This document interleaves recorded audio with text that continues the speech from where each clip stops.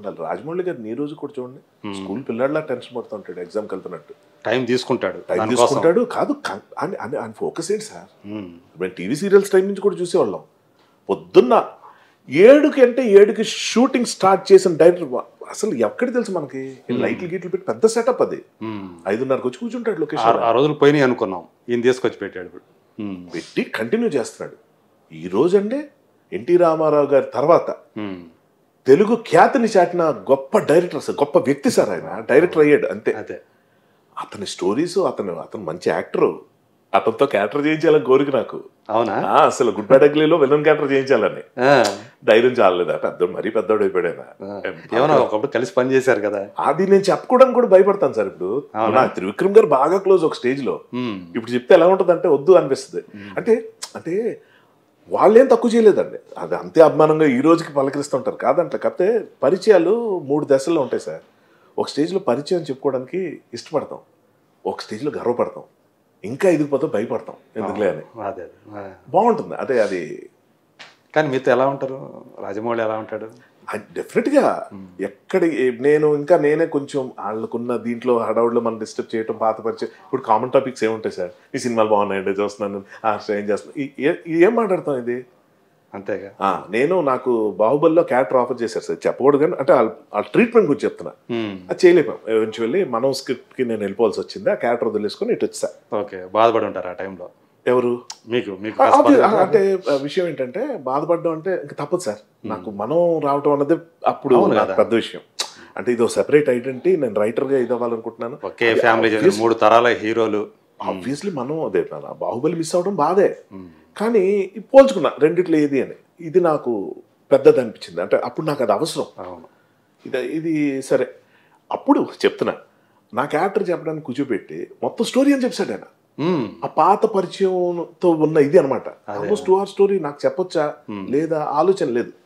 అలా మొత్తం స్టోరీ అంతా చెప్పేసి అసలు ఆ చిన్నపిల్లాడు అంటే నన్ను అంటుంది శాంతి నివాసం టైంలో అతను ఎలా ఉన్నాడు, ఇప్పటికీ అలా ఎలా ఉన్నాడు కాదండి, అలా ఉండటం వల్ల ఎలా ఉన్నాడు. ఎంత ఎదిగాడంటే కారణం మనం ఆ రూట్సే చూస్తున్నాం అండి. మనం రాజమౌళి అన్న వ్యక్తిని చూస్తుంది మహావృక్షం తాలూకు రూట్. ఆ వృక్షం మనకు కనబడదు, చాలా పెద్దది. అంటే అది జనానికి తెలుస్తుంది. ఆ ఆరా అన్న పదం కూడా కరెక్ట్ కాదు. That's the reach what he has gain today, he has earned today. అర్హుడు అన్ని విధాల దానికి. అలాగే త్రివిక్రమ్ గారిని చూసినప్పుడు కూడా నాకు అస్సలు బాబా, అతను పాటలు రచయిత. ఫస్ట్ మేము మ్యూజిక్ ఫీల్డ్లో నేను ఎంటర్ అయిన రోజుల్లో అతను పాటలు రాసుకోవడానికి వస్తే అక్కడే ఏదో కూర్చొని కబుర్లు చెప్పుకొని అతనైనా స్వయంవరం సార్. ఈ రోజు త్రివిక్రమ్ గారి గురించి నేను మాట్లాడలేదు సార్. స్వయంవరం బియాండ్. నాకు ఈ రోజుకి అది ఫేవరెట్ ఫిల్మ్. కలేజా. నువ్వు నాకు నచ్చావు, అందరూ నచ్చే సినిమాలు నాకు నచ్చితే అది కాదు. కలేజాలో రైటర్ గా అతను. కలేజా ఎందుకు ఫ్లాప్ సరే, అది వేరే టాపిక్ మొదలెడితే ఆపను. కానీ లేదు సార్, ఎంత వీళ్ళ దగ్గర చాలా నేర్చుకోవాలి మనం. చాలా బియాండ్. మీ గురించి రాసుకోవాలి, ఒక సినిమా తీసుకోవాలి అని ఎప్పుడైనా అనిపించిందా మీ లైఫ్లో జరిగినటువంటి? అని చూస్తే నాకు అంటే బయోపిక్ అని అక్కర్లా, డాక్యుమెంటరీ కూడా కాదు, మామూలుగా మనకొక ప్లాట్ కావాలా కథ రాయటానికి, సినిమా కథ రాయటానికి. అలా హర్షవర్ధన్ జీవితంలో నుంచి అదా మీరు అంట సార్, చాలా సింపుల్ ఆన్సరు. ఏ రైటర్ అయినా వాడి జీవితంలో వాడి చేసిన చూపిస్తాడు. మామా మత్స్యందర్లో ఉన్న హీరోలు 3 కాదండి, వాడి చెల్లి కానీ వాడి తల్లి కానీ ఎవరైనా సరే ప్రతి క్యారెక్టర్ నేనే.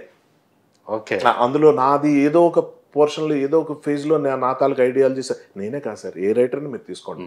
మనం అనుకుంటాం ఆ మాటకు వస్తే పలానా రైటరు మర్డర్ గురించి రాసేటాడు. మర్డరరా? వాడు మర్డర్ కాకపోవచ్చు, కానీ వాడు మర్డర్ అయితే అలా చేస్తాడు. అర్థమైంది కదా? అదే వాడు రేపిస్ట్ అయితే అలా చేస్తాడు. ఇవన్నీ చేయరు, మన నిజం జీవితంలో చెయ్యం, కానీ కథల్లో పెట్టేస్తాం. సో నేను అవును, నేను అపర భక్తుడిగా చెప్పుకోవచ్చు సార్, పరమ నాస్తికుడిగా చెప్పుకోవచ్చు. నాకున్న అన్ని నేను నా పాత్రల ద్వారా చేసేస్తుంటా. వాట్ ఎవర్ రైటింగ్ అంటే అదే కదా kick. You can just portray your shades. మీరు నమ్మనివి పెట్టచ్చు, మీరు నమ్మేవి పెట్టచ్చు సార్. మనమే అంతే, అన్ని ఎన్నో జీవితాలు చూసేది ఒక రైటరే. అవును. సో అవన్నీ మన యొక్క ఏవైతే మనం చూస్తూ ఉంటామో మనలో ఉన్నాయన్నీ కూడా దాంట్లో ప్రతిఫలిస్తూ ఉంటాయి. అబ్సల్యూట్లీ, ఆ పాత్రల ద్వారా. నేను యాక్చువల్గా అందరికి ఇదే అడ్వైజ్ ఇస్తానండి, రాయమంట, డైరీ కాదు. అందుకే చెప్తా, you write a fiction story రాయ్. అందులో కొన్ని పైశాచికం కనిపిస్తూ ఉంటాయి, అది మనలో ఇన్ని షేడ్స్ ఉన్నాయా, మంచిగా అనిపిస్తాయి.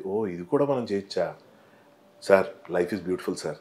ఈ మొత్తం సొసైటీ పెళ్ళం పిల్లలు బాధ్యతలు ఉన్నవాడు కానీ నీతో నువ్వు గడుపుకునే ఆ క్షణం ఉంటుంది కదా, ఆ కొద్దిసేపు రోజు కనీసం గంటించుకోలేవా? ఆ గంట మాత్రం వదలకు. ఫోన్ గిన్నె పక్కన just romance yourself, just be with yourself. Super, బాగుంటుంది. లైఫ్ ఈజ్ బ్యూటిఫుల్ అంటే అదే అర్థం. అంతే, నిన్ను నీలా అంతే. లైఫ్ ఈజ్ బ్యూటిఫుల్ అంటే మనకు సంపదలు వచ్చేయటం, కీర్తి ప్రతిష్టలు అవి కాదండి. అసలు నేను ఎందుకు పుట్టాను, నీతో నువ్వు జీవించడం. అంతే. ఆ మైనస్లన్నీ పక్కన పెట్టేసి ఆ కొంచెంసేపు నీకు నచ్చే పనులన్నీ చేస్తూ ఉండు, బాగుంటుంది. సో మీరు ఫర్దర్గా తీసే సినిమాలు ఇంకా ఆపరు, నాకు తెలిసి డైరెక్షన్ అనేది ఆపరు. ఒకవేళ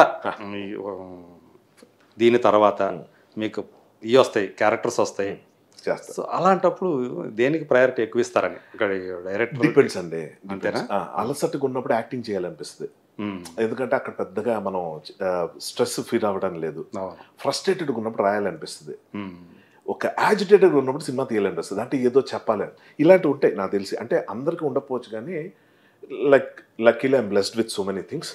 సో నాకు కుదిరిన నేను ఎందులో వేలు పెట్టినా వర్కౌట్ అయిపోతుంది. ఎంత పెద్ద స్టార్ని అయిపోయాను కాదు, ఫెయిల్ అవుతాం అట్లా.